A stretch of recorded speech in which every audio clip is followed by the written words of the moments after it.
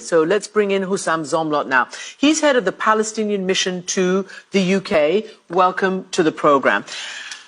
First and foremost, do you condemn what Hamas did inside Israel to Israeli civilians?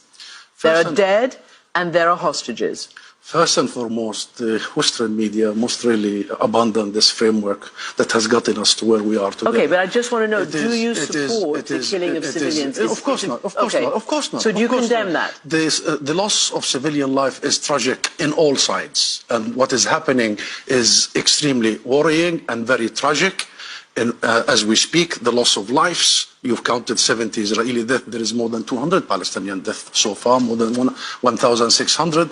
Entire residential compounds are being wiped out. This is a war crime committed by Israel. What is more tragic, or equally tragic, is the blindness and the deafness of the world and the international community for so many years, of the warnings we have been saying that this was coming. Israel knew that this was coming their way. We, the National Movement of Palestine, the PLO, have found a different path 30 years ago. We have committed to what the world asked us: recognize Israel, commit to negotiations and non-violence, and to international legitimacy and resolution. Israel was expected to do one thing only: roll back its occupation, stop its colonial settlement expansion. Not one day it did so, killing the prospects of a two-state solution.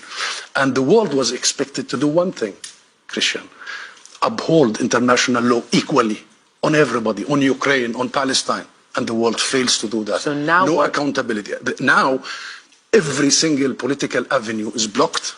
Every single legal avenue for us is blocked, like the ICJ, the International Court of Justice. You've heard what the US said, or the UK said. I want to know what happens now. What happens now? There's a war that Israel has declared after Palestinian militants, who I don't think you're friends. Hamas is not a supporter of the Palestinian Authority. There's a war. And as you say, there's going to be a massive escalation. There is a war. You see, we're having this conversation because Israelis have seen what they have seen today. But my people see this every day. Every single day.